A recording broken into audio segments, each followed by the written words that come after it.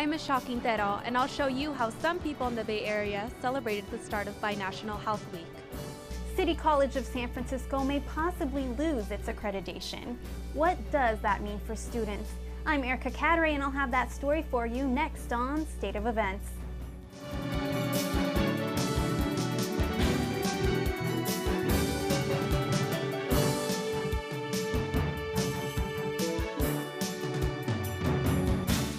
Hello and welcome to State of Events. I'm Katie Welge. And I'm Sammy Mamo. Thank you for joining us tonight. Receiving proper health care is an issue for many American people. Those who cannot afford health insurance look for alternative ways to get their services. Michelle Quintero is live in San Francisco to tell us about an event that was designed specifically for these people. Michelle? This is Binational Health Week. It looks to improve the well-being of the Latino population in the U.S. I checked out an event in the Bay Area to see how these resources were being provided. Concord started the week off hosting a Carnival of Health, which provided free screenings and entertainment. We really wanted to create resources in a really accessible way for people to get information, get resources that they wouldn't usually think to get. Screenings and information were provided by organizations who specialize in serving underprivileged communities. We're a low-cost clinic, so it's pretty affordable compared to going to like a private office. The lower insurances, a lot of dentists or private practices won't take that, so we offer another solution for them. But some attendees did not find all the information they were looking for, including that of the enterovirus D68. That's really concerning me because I think they should have a little bit more information about this. But overall, the carnival was a success for all ages. So you're having fun? Yeah. Okay. The fair was hosted by Monument Impact, who look for the well-being of the Monument Boulevard community in Concord. They provide services such as career training, crisis resources, and various classes. And it's a needed service because more than 70% of families who attend the fair don't have health insurance. Reporting live in San Francisco, I'm Michelle Quintero, State of Events. Back to you in the studio. The yes means yes rule is now law. It's expected to change how college officials investigate sexual assault allegations. The lack of a no, whether it be through inebriation or being unconscious, does not constitute consent. The measure will apply to all colleges and universities that accept California financial aid.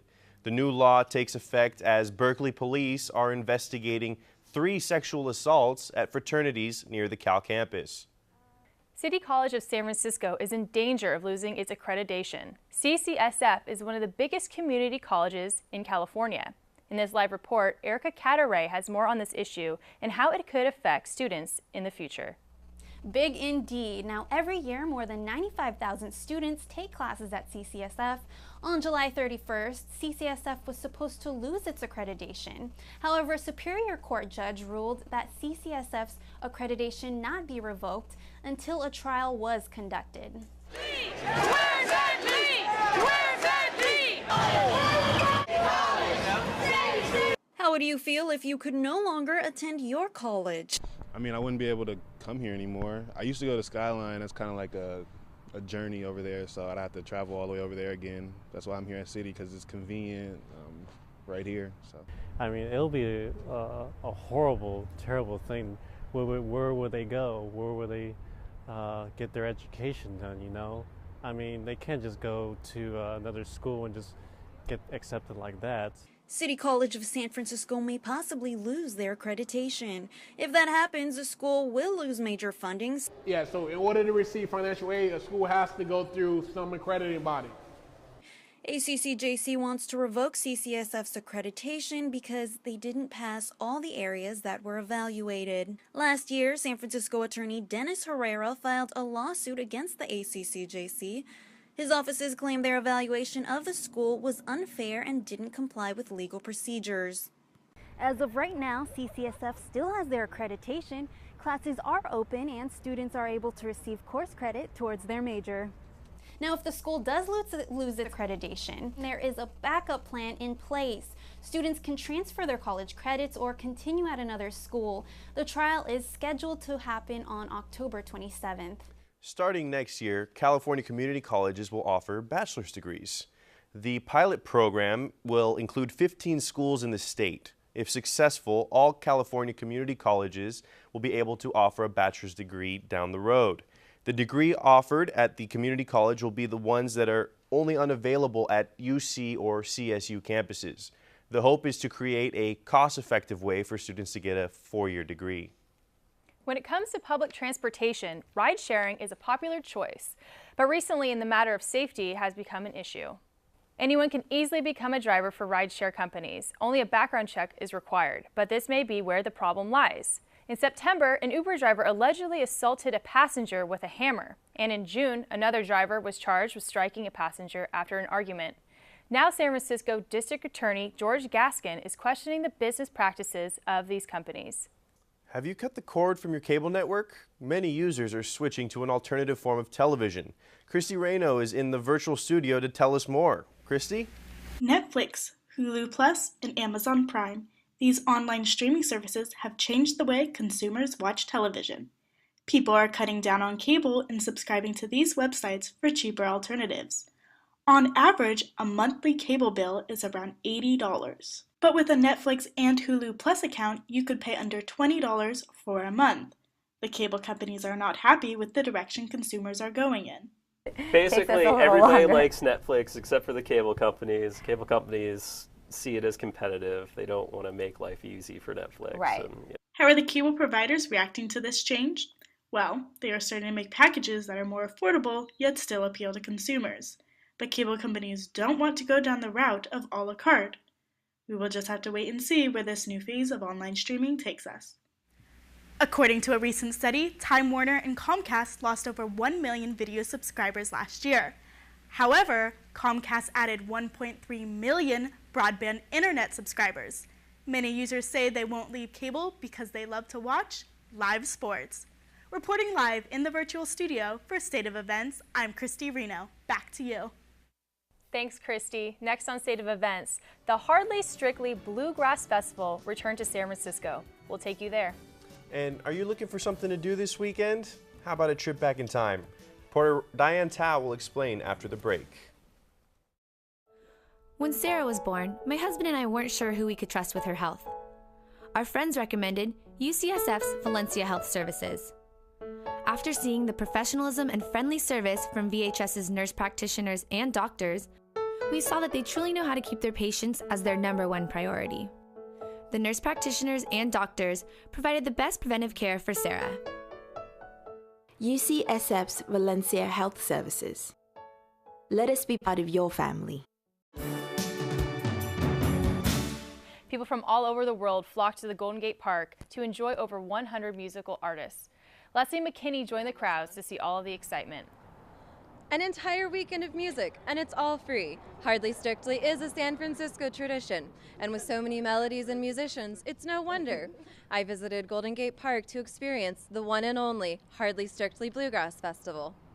The Hardly Strictly Bluegrass Festival was founded by Warren Hellman and began in 2001. Hellman turned down all sponsor offers to make sure that Hardly Strictly Bluegrass would always be a free event and always about the music.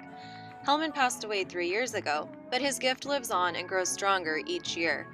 Fans chased the shade as San Francisco reached 90 degrees, but the warmth was welcomed each day.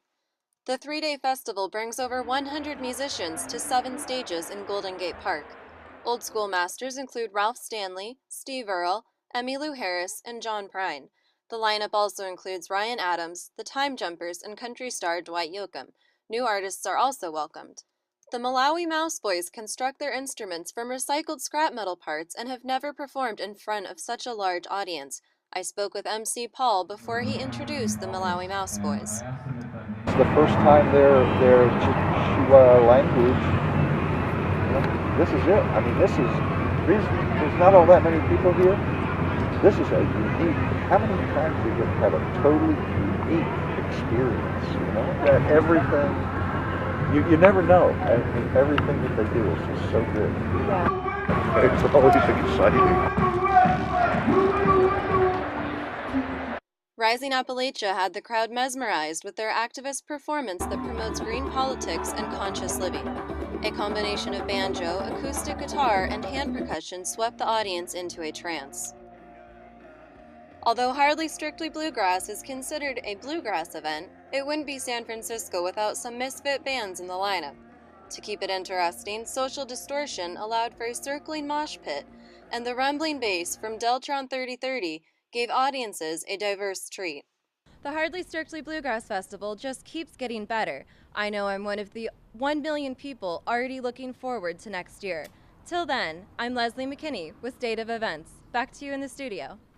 Travel back in time. Medieval times, that is. The Northern California Renaissance Fair gives visitors a glimpse of what it was like to live in the 15th century. Reporter Diane Tao is live in the newsroom with all the mystical details. The Renaissance Fair takes place in Hollister. Voted by Travel Channel as one of the best Renaissance festivals in the U.S., I had to check it out myself. And I found that if you're looking for a fun activity this weekend, look no further. Hereby declare this fair open. Hip, hip. Hip, hip. Giant swings, gold coins, and juicy turkey legs. This is the magical land of the NorCal Renaissance Fair. You can expect almost everyone you meet to be in character. I ran into Sir Francis Drake and asked him how he felt about my most valuable treasure. Better treasure? Is there a better treasure? I have this little box that can communicate across the world. Oh, trust none of it that you see there, I say. We have town criers to ring forth the news this day. Axe throwing and spirit training are just part of the normal activities. With over 6 stages, there is always a show to catch. The crowd pleaser men in tights had all ages laughing. Visitors travel all over in their best costumes. A long way from home, Cameron Day had a few words to express about the fair. No matter where you go in this place, no matter what you do, you're gonna have a fun time. A fun time indeed. Just past the Enchanted Garden, the sound of swords clashing is what you'll find. This gym runs for a whole month in the South Bay. The festival is coming to a close this week. With the help of a dash of pixie dust, this final weekend theme is fantasy. So be on the lookout for wands, fairies, and dragons. Live in the newsroom, I'm Diane Tao, State of Events. Back to you in the studio. Thanks, Diane. The world of entertainment changes every day. Here's the scoop on what's happening now. The baby boom has definitely hit Hollywood. Mila Kunis and Ashton Kutcher welcomed baby girl Wyatt Isabel Kutcher earlier last week, but have yet to reveal her first baby picture.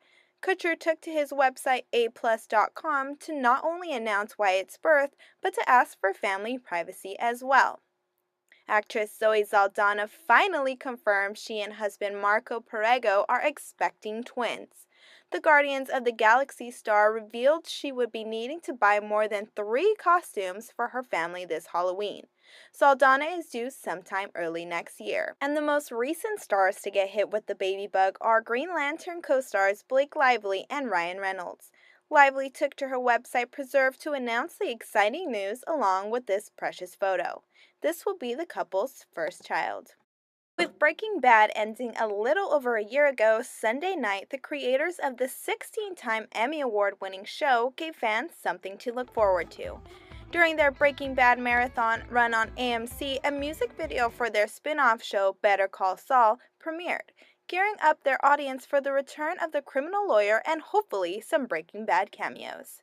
The music video features singer Junior Brown serenading you while giving you a glimpse of what the first season might bring Saul. Now, this might have been a bit of a teaser for die-hard fans, since AMC won't premiere Better Call Saul until February of next year. Michael Phelps might have wanted to call Saul after his second DUI arrest. USA Swimming has suspended Phelps for 6 months after he was arrested for a DUI, violating the organization's code of conduct. Phelps took to Twitter to let his fans know he's checking himself into rehab.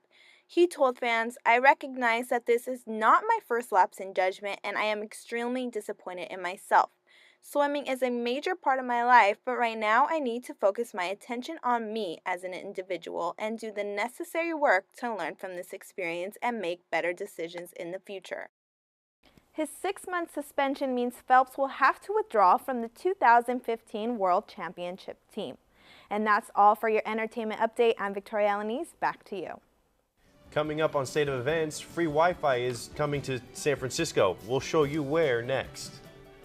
And SF Muni takes some changes. Reporter Ashley Keene will explain what you need to know.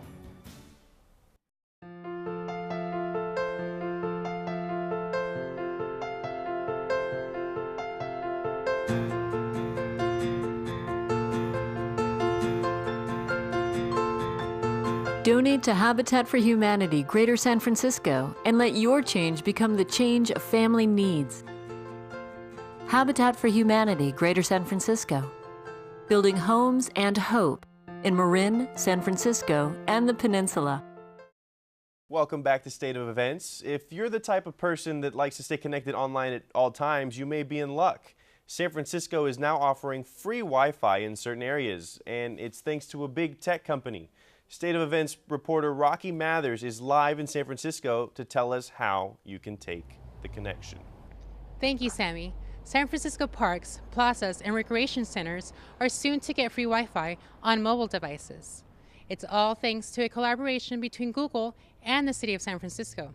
So I went on a mission to see just how effective this is and to see what San Franciscans think about it. A $60,000 gift from Google to San Francisco has helped install free Wi-Fi equipment and maintenance on 30 parks across the city. This feature was just unveiled on Wednesday, but it already has people talking. Very cool thing. It's going to bring a lot of people to the park here. So, yeah, I think it's great. When I'm at home and when I'm at work, when I have a Wi-Fi connection that's secure, yeah. Would you come out here to the park if you knew that the Wi-Fi was free? I don't think I would come out to this park if the Wi-Fi was free, or any park. It would just kind of just be, if I was coming out of the park, it'd be nice if there was Wi-Fi. But I don't think I'd go out of my way. Users will be able to log in, choosing the SF Wi-Fi option on their smartphones, tablets, or laptops. But when State of Events tried to log in, this option was not yet showing. Once renovated, both Dolores Park and Bodecker Park will be connected, bringing free Wi-Fi to 32 parks in the city. Live in San Francisco, I'm Rocky Mathers for State of Events. Back to you in the studio. Most people never look forward to waiting in lines at airport security, but now there's a possible shortcut. There's a new machine called the Alpha 3. This high-tech invention uses passive millimeter wave imaging and detects any unusual temperature from the rest of your body. The company says major airports like SFO could use shorter lines without affecting airport security. This new technology can see through any clothing, which may help speed up procedures and regulate safety. The Muni Board of Directors recently approved a 2-year budget to improve transportation needs. One result is an increase in Muni fares. Reporter Ashley Keene is live in the newsroom to explain why riders are not happy with the change. The fares went up a quarter from $2 to $2.25. For riders, it's a small increase that makes a big difference. A 25-cent increase may not sound like much, but everyday riders feel differently. I don't like them at all because it's really inconvenient. It's something that I've been used to. I've lived here for the past 2.5 years, so the $2 was easy enough. I mean, I have a Clipper card and everything, but even adding 25 cents kind of makes it add up. Aside from the inconvenience of carrying that extra change around, riders are concerned that prices might rise again. That they're going to raise them even more, and that's not good at all for me because, like I said, it adds up. Chairman of the Board of Directors, Tom Nolan, says this budget works hard to enhance how San Franciscans get from point A to point B. Riders like the idea of making improvements to Muni services, but are upset they're not seeing where their money is going. Those that I talked to are frustrated about the fare increase. Some say they are thinking about dumping Muni altogether if they don't see their money being put to good use. In the newsroom, I'm Ashley Keene, State of Events. Back to you in the studio. The newly designed Castro Street is here, and it's colorful. The Department of Public Works has redesigned the crosswalks at the corners of 18th and Castro to feature rainbow inserts. Supervisor Scott Wiener, who represents the Castro, called the project transformational for Castro Street and for the neighborhood. Other improvements include new trees, lighting, sparkled sidewalks, and upgrades to Muni's overhead wires. The construction is expected to be completed next month. Next on State of Events, you won't believe who's throwing punches at Bay Area Boxing Gym. Coming up, we'll meet who that is. And there are some new residents at Six Flags in Vallejo. Reporter Sheree Honeycutt has the introductions after the break. When I enroll in school, I want to learn how to run a business. When I enroll in school, I want to learn how to build houses. When I enroll in school, I want to learn how to put out fires. When I enroll in school, I'm going to learn how to save life.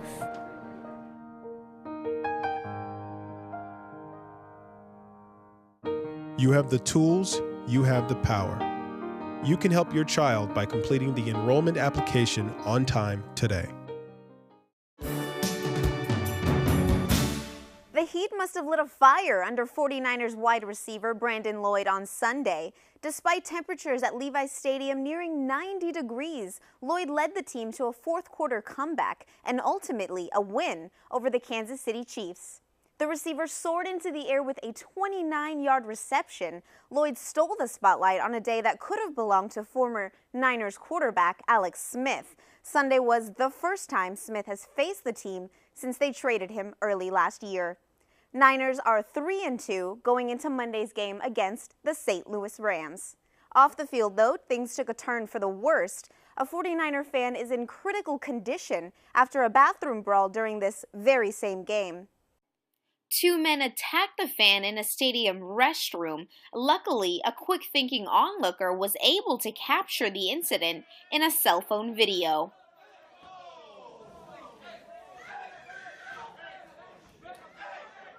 Police identified the suspects and made arrests only minutes later. Brothers Dario David and Amador Rebollero are in custody. 49er representatives say they applaud the Santa Clara Police Department for their speedy response, and guest safety continues to be the stadium's #1 priority. Boxing isn't for the squeamish or the faint of heart, but one training facility proves beyond those limits, boxing is for everyone. Oscar Maciel visited a gym in Pacifica where women are breaking down barriers. Oscar? It's more like knocking out barriers. Babyface Boxing is an all-female sparring gym. These women work hard and pour everything into the sport they love. They're in it to win and maybe to change the future of boxing.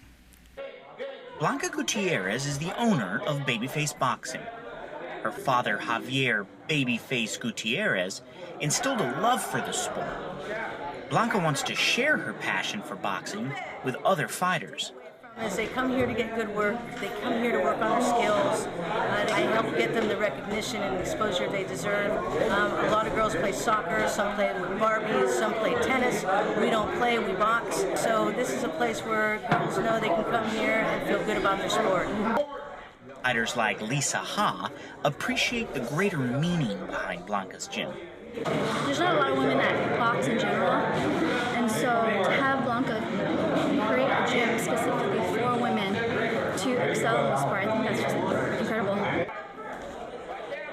Blanca isn't trying to champion any specific cause, but she knows what she wants for the future. We're working to make progress in female boxing, to get girls on work cards, to get them more exposure. And the future looks like it's in good hands. Blanca wants Northern California to be a boxing focal point. She created the Beautiful Brawlers event, which is now in its 4th year. The event takes place every summer. Blanca says she looks forward to seeing new faces and new fighters every year. Live in the virtual studio for State of Events, I'm Oscar Maciel. Back to you, Katie. Well, the Bay Area is welcoming 2 new residents. They are friendly, love to play, and are really showing their stripes. Sheree Honeycutt is live in San Francisco to tell us all about them. Well, Katie, they're tiger cubs, and I recently had a chance to catch up with the pair. Six Flags Discovery Kingdom let me get up close and personal with them. They had a lot of personality, and we had a lot of fun. Cute, cuddly, and playful, Six Flags Discovery Kingdom is welcoming 2 new tigers to the family. Farouk and Kismet are just 3 months old. Recently, they traveled all the way from Florida to the park in Vallejo. At this age, their trainer says they're still bottle fed. However, soon they'll be adding meat into their diet. And when they're full grown, they'll weigh 300 pounds each. Their trainer says they sleep about 16 hours a day, but as you can see, they're pretty active animals. The tigers are part of the Odin Temple of the Tiger exhibit. Their trainer tells me that currently there are no plans to add these little guys into their tiger show. However, they may be making some surprise appearances. For now, they're just happy to run, jump, and play. Farouk and Kismet are Bengal tigers. National Geographic says this is the most common breed, but most seem to think they're pretty special. Bengal tigers are considered critically endangered. The National Geographic Society says there are only 2,500 left in the world, and Six Flags has 3 of them. I'm Sheree Honeycutt reporting live in San Francisco for State of Events. Back to you in the studio. Thanks, Sheree. That's going to wrap up State of Events for this week. I'm Sammy Mamo. And I'm Katie Welge. We'll see you guys next time.